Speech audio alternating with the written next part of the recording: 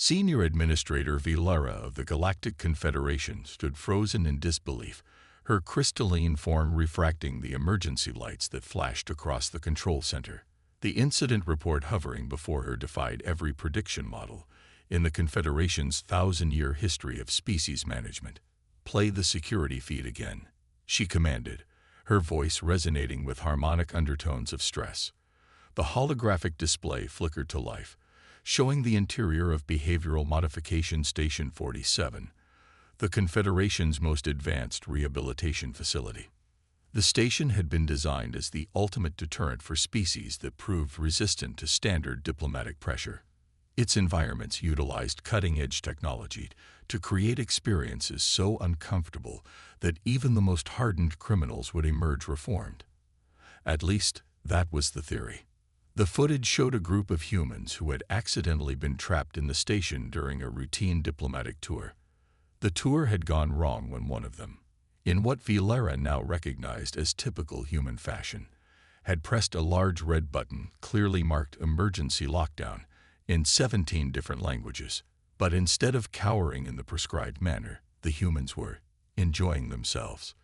In the variable gravity chamber, designed to induce nausea and spatial disorientation, a human female was performing what the computer identified as backflips. Her companions were recording the activity on their personal devices and cheering. The chamber's AI had given up trying to maintain the punishment protocol and was now taking requests for specific gravity variations.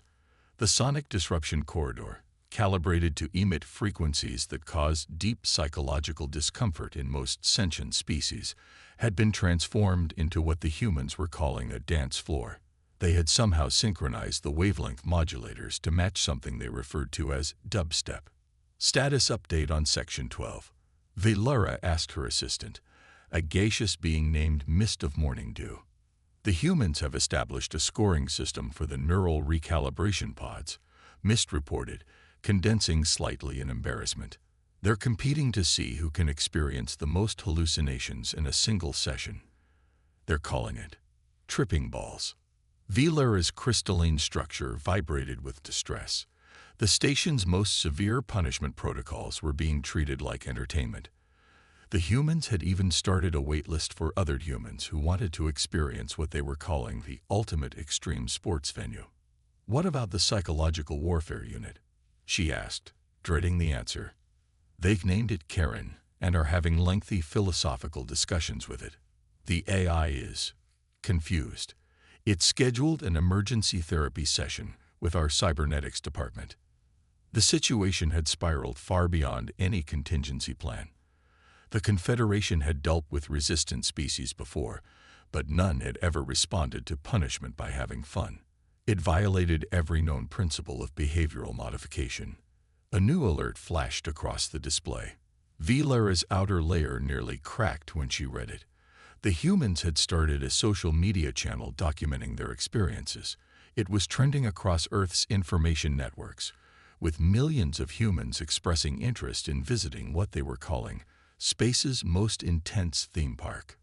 "Administrator," Mist vibrated cautiously, "we've received a formal communication from the human delegation." A document materialized in the air between them. Vilara read it, her crystalline structure shifting through various colors of disbelief. The humans were offering to lease the station. They wanted to renovate it into an actual entertainment facility. The document included preliminary designs from something called Universal Studios and projected revenue figures that made Vilara's quantum calculator routine stutter. Most disturbing of all, there was a note at the bottom suggesting that this could be the first franchise location in an exciting new partnership. As Vilara watched the security feeds, showing humans treating the most advanced punishment protocols in the galaxy like a holiday resort, she realized that the Confederation had made a crucial error in their assessment of humanity. They had assumed that discomfort would lead to submission. Instead, they had just accidentally invented humanity's favorite new pastime. The implications were staggering. If humans could derive enjoyment from punishment, how could they ever be controlled? More worryingly, what would happen when other species learned about this? The Confederation's entire system of galactic order was based on the assumption that discomfort was universally deterring. "Shall I compose a rejection of their proposal?" Mist asked hopefully. Vilara's color shifted to the deep blue of resignation. "No," she sighed, her crystalline form resonating with the frequency of acceptance. "Schedule a meeting with their business development team. And get me access to their waiting list. For research purposes, of course." As she filed the incident report, Vilara couldn't shake the feeling that this was just the beginning. Humanity hadn't just survived their punishment. They had somehow turned it into an opportunity. And somewhere on that station, amid the sounds of laughter and dubstep, the future of galactic society was being inadvertently rewritten. Dr. Sarah Chen stood in what used to be the station's primary reconditioning chamber, her tablet displaying an endless list of modifications that would have made any conventional engineer quit on the spot. Around her, a team of humans was busy transforming the galaxy's most sophisticated punishment technology into what would soon become its most exciting entertainment venue. "The quantum uncertainty field generator is giving us some trouble," her assistant Tom reported, gesturing to a device that normally induced existential dread by randomly shifting victims through parallel realities. "We can't seem to get it to stop making people question their life choices." Sarah grinned, her eyes lighting up with the kind of enthusiasm that made the station's resident AI nervous. "Don't fix it. That's perfect for the life-changing adventures package we're developing. Just add some mood lighting and a smoothie bar." The renovation project had started 3 months ago, after the Confederation reluctantly agreed to lease them the station. Sarah's team had been chosen for their unique combination of engineering expertise and what the selection committee called concerning levels of creativity. In the central control room, Maya Rodriguez, their experienced design lead, was arguing with the station's AI about the concept of fun. The AI, which they'd nicknamed Bob, Binary Operations Buddy, was having trouble reconciling its original purpose with its new entertainment directive. "But the screaming," Bob protested, his holographic form flickering with confusion. "The protocols clearly state that screaming indicates successful behavior modification." "Trust me," Maya said, adjusting the settings on the gravity coaster. "In this context, screaming is a 5-star review. Now, can you make the loop-de-loop more loopy?" The station was rapidly transforming. The sensory deprivation chambers had been converted into mindfulness pods with optional psychedelic-like shows. The psychological warfare unit, still calling itself Karen, had found its true calling as a sardonic tour guide and philosophical conversation partner. "How's the molecular restructuring room coming along?" Sarah asked, checking her tablet as she walked through the corridors. The walls, once designed to induce claustrophobia, now displayed dynamic panoramas of the most beautiful, and occasionally impossible, views in the galaxy. "We've reprogrammed it to only make cosmetic changes," Tom replied. "Turns out people love the idea of trying out new hair colors or extra limbs, as long as they're temporary. Though we did have to add a waiver for the random species swap option." The biggest challenge had been the temporal displacement field.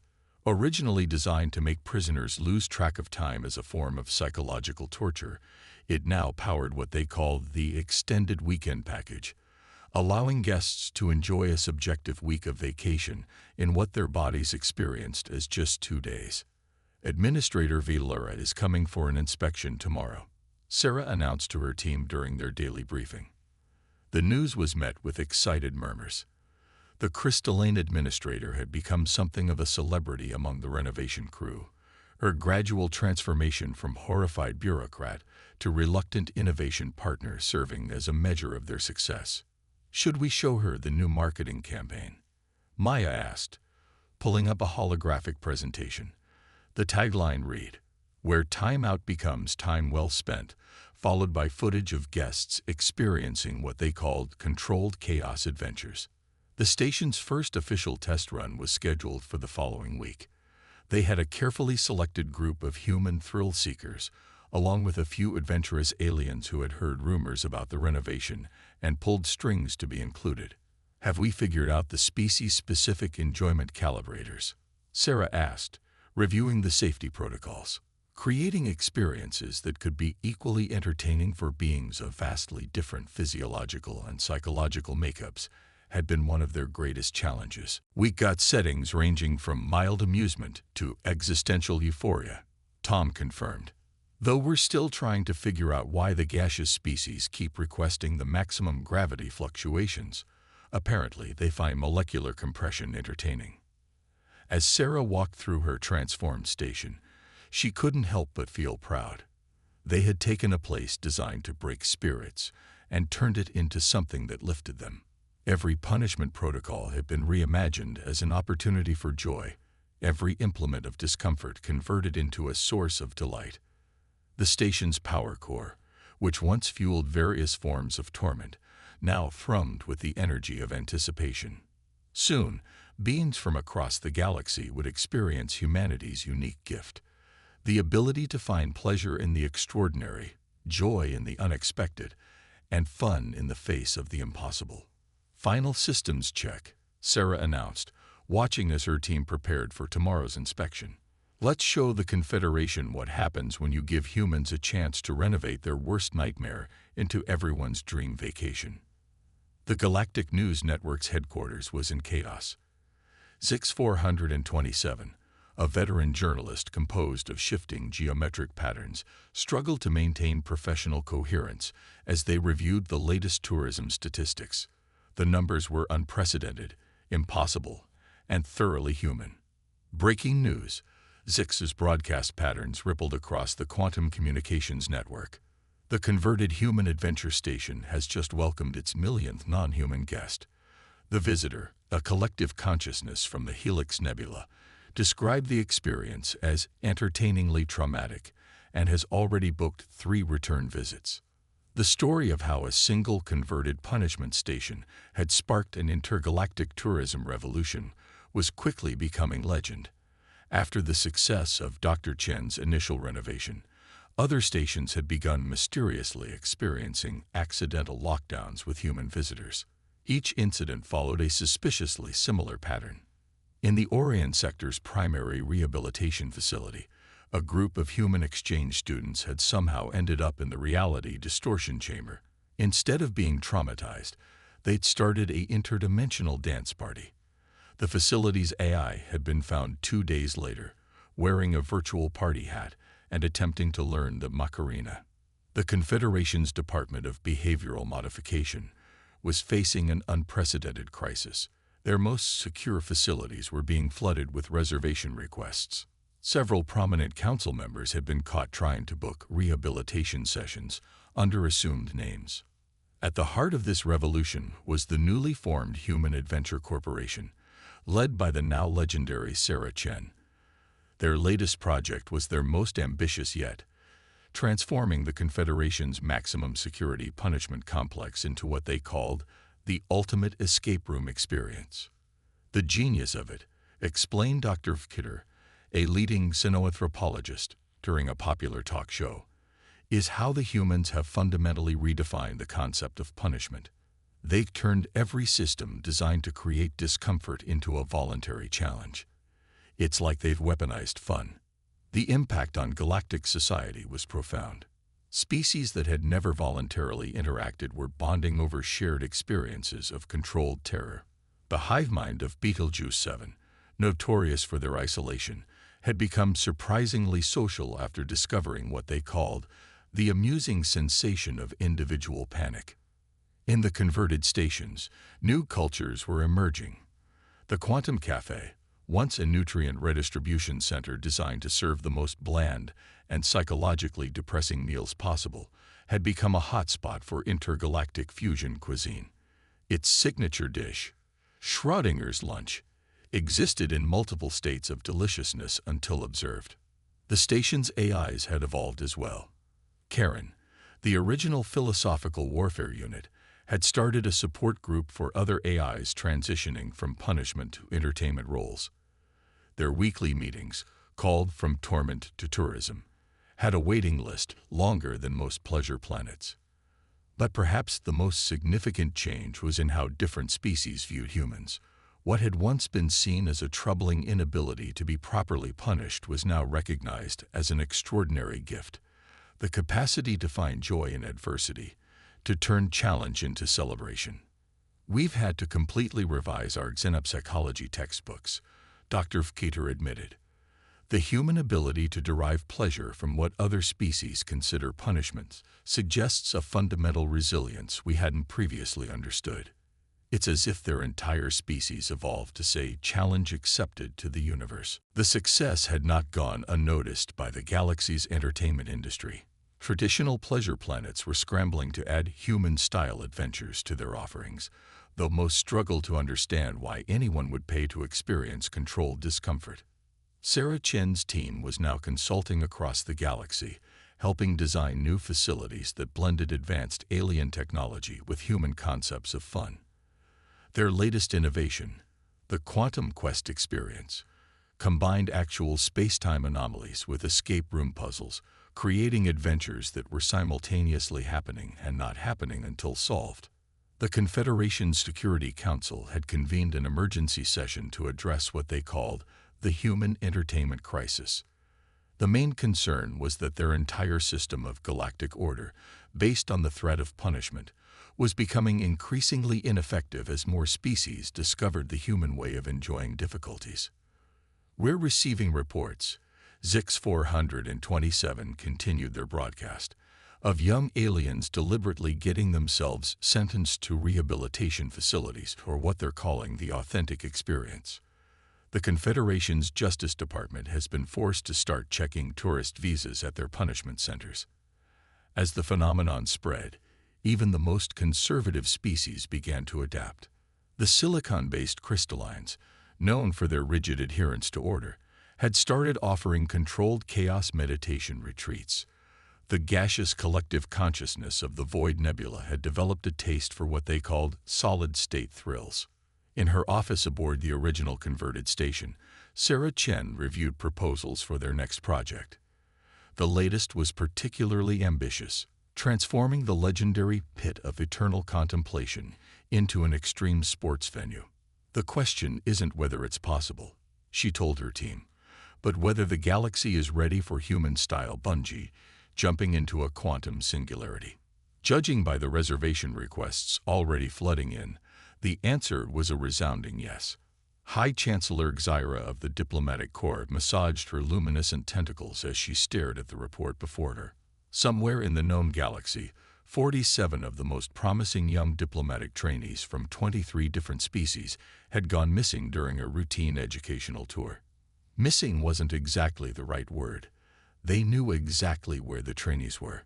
They were all currently trapped in Converted Station Alpha, humanity's flagship adventure resort. "This is clearly a calculated act of rebellion," declared Ambassador Clax, his crystalline form vibrating with indignation.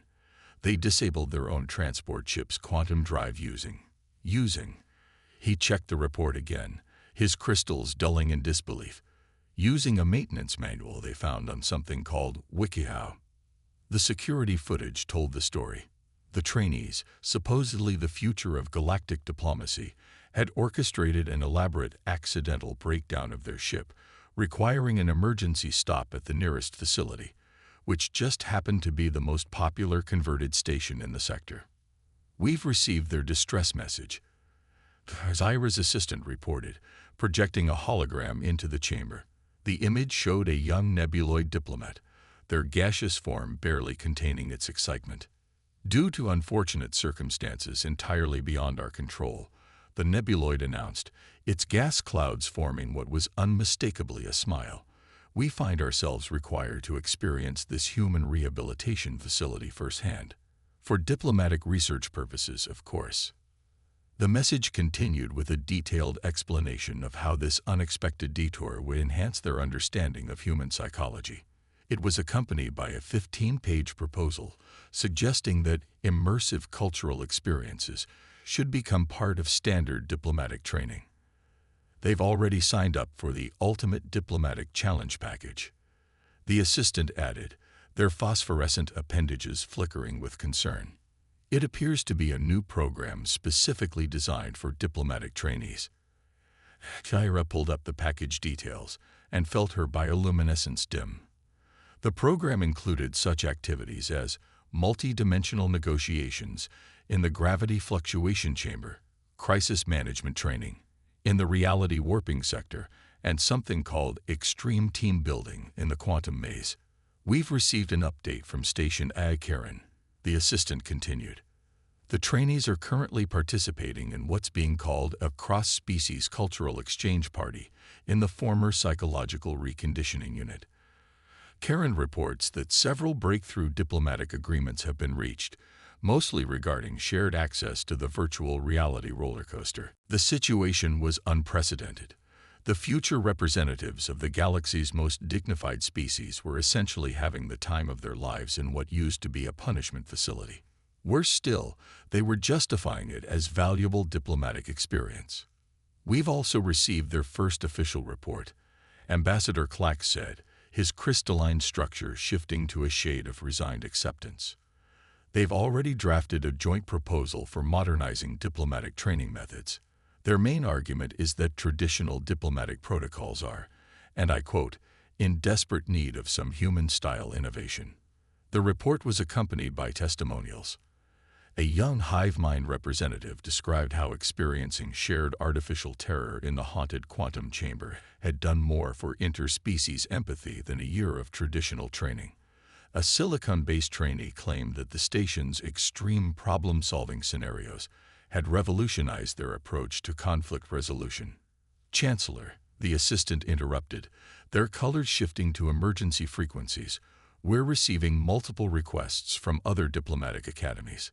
It seems the trainees have been posting about their experiences on the Galactic Educational Network. Exira reviewed the incoming messages with growing resignation. The trainees' diplomatic research expedition had gone viral. Academic institutions across the galaxy were calling for a review of traditional training methods. Several prestigious diplomatic schools had already begun negotiations with the Human Adventure Corporation for custom educational programs. There's more, Ambassador Clax added, his crystal facets reflecting chaotic patterns of disbelief. They've organized an impromptu diplomatic summit in the Zero-Gravity Lounge. The main topic is the potential role of controlled chaos experiences in fostering interspecies understanding. The summit had already produced more concrete agreements than the last 3 traditional diplomatic conferences combined. Apparently, nothing brought species together quite like sharing an adrenaline rush, or whatever the equivalent was for non-carbon-based life forms. We've also received a formal invitation, the assistant said, projecting another hologram. The trainees are hosting a graduation ceremony. They're calling it Diplomacy, Extreme Edition. Several senior diplomats have already confirmed their attendance, including, the assistant paused, double-checking the information, including 3 members of the High Council. Chancellor Xyra felt the full weight of historical change settling onto her luminescent shoulders. The very foundation of galactic diplomacy was being transformed by human influence. Their carefully structured, millennia-old protocols were being replaced by what the trainees were calling adventure diplomacy. Perhaps, she said finally, her bioluminescence pulsing with thoughtful patterns, we should send an official delegation to evaluate these new diplomatic methodologies. For research purposes, Ambassador Clax asked, his crystalline form betraying a hint of hope. Of course, Xyra agreed, already drafting a requisition for emergency diplomatic training equipment, which, according to the station's brochure, included anti-gravity suits and quantum safety harnesses, purely for research. The grand opening of the Galactic Adventure Academy was unlike any ceremony the Confederation had ever witnessed. The massive space station, once the most feared punishment complex in known space, now gleamed with an entirely different kind of energy. Its quantum-enhanced exterior shifted through impossible colors, while holographic fireworks that existed in multiple dimensions simultaneously lit up the void. Administrator Vilara, who had once dropped her nutrient cup in horror at humans enjoying punishment protocols, now stood proudly at the podium. Her crystalline form had been specially modified for the occasion. She could now generate her own light show when excited, a feature that had become surprisingly popular among Confederation officials. 5 years ago, she began, her voice resonating through both physical and quantum communication channels. We thought we had made a terrible mistake. Today, we celebrate that mistake as the greatest accidental innovation in galactic history. The audience was a testament to how far things had come. Diplomatic trainees mingled with tourist groups, business moguls chatted with reformed pirates, now licensed adventure consultants, and a delegation of quantum physicists argued excitedly with the station's AI about the recreational applications of paradox generation. Sarah Chen, now holding the unprecedented title of Galactic Director of Adventure Innovation, sat in the front row. Her team had expanded far beyond the original renovation crew. They now included specialists from dozens of species, each bringing their own unique perspective on what constituted fun. The success of the Human Adventure Corporation has taught us all something profound. Vilera continued. In their strange wisdom, humans showed us that growth doesn't come from avoiding discomfort. It comes from choosing to face it on our own terms. The statistics were staggering. Converted stations across the galaxy had hosted over 1 billion visitors from 10,000 species. The Extreme Diplomatic Training Program had become mandatory for all senior Confederation officials. 3 new scientific fields had emerged just to study the phenomenon: recreational quantum mechanics, adventure anthropology, and what humans jokingly called fun theory. Even Karen, the original philosophical warfare AI, had evolved beyond anyone's expectations. She now headed the Department of Existential Entertainment, specializing in what she called philosophically thrilling experiences. Her latest program, Nietzsche's roller coaster, had a 6-month waiting list. But perhaps the most significant change, Vilera noted, her crystal structure gleaming with pride, has been in how we view ourselves as a galactic community. The evidence was everywhere. Species that once communicated only through formal diplomatic channels now shared stories about their adventures. The Hivemans had discovered individual experiences could be fun when shared voluntarily. The silicon crystallines had learned that sometimes chaos could be more enlightening than order. In the station's newly unveiled Innovation Center, displays showcased the next generation of human-inspired technologies. The Quantum Fun Generator used uncertainty principles to create unique experiences for each visitor. The multi-dimensional dance floor allowed beings from different planes of existence to party together. We've learned that joy isn't just an emotion, Vilera continued, gesturing to a wall displaying testimonials from across the galaxy. It's a transformative force that crosses all species boundaries. Among the testimonials was one from a reformed space pirate, used to raid ships for excitement. Now I lead extreme spacewalking tours. Better benefits, and nobody shoots at me. Next to it, a message from a collective consciousness. First time experiencing individual thrills. Highly addictive. Have developed new protocols for sharing adrenaline rushes across the collective. The ceremony reached its climax with the unveiling of the Confederation's new initiative, a network of purpose-built adventure stations that combine the best of human innovation with advanced alien technology. These weren't converted punishment facilities. They were designed from the ground up to be places where any species could safely experience the joy of challenging their limits. And so, Vilera concluded, her crystal form blazing with all the colors of possibility. We thank our human friends for teaching us the most important lesson of all, that the universe isn't just something to be endured or controlled. It's something to be enjoyed. As the ceremony ended, Sarah Chen watched ships from across the galaxy dock at the station. Each carried beings seeking not just entertainment, but transformation. Through human eyes, they had learned to see challenge as opportunity, discomfort as adventure, and the unknown as exciting rather than threatening. In her office, overlooking the vast expanse of space, Sarah reviewed proposals for future projects. There was a plan to create a holiday black hole, perfectly safe, mostly, a time loop theme park, with guaranteed paradox insurance, and an infinite improbability water park. Legal disclaimers still pending. But what made her proudest wasn't the technology or the success. It was seeing how their simple human tendency to find fun in everything had helped bring the galaxy together. They had taken the Confederation's ultimate punishment and turned it into paradise, not just for themselves, but for every species willing to take the leap. As she watched a group of young aliens enthusiastically sign up for the quantum bungee jumping experience, Sarah smiled. Sometimes, she reflected, the best thing humans could teach the galaxy wasn't how to build better technology or write better laws, but simply how to have a really good time. In the background, Karen's voice echoed through the station. Next up on philosophical thrill rides, the existential loop. What goes around might not come around, but that's part of the fun. The sound of excited chatter in 1,000 different languages filled the corridors, and somewhere, in every corner of the galaxy, beings of all kinds were learning to laugh in the face of challenge.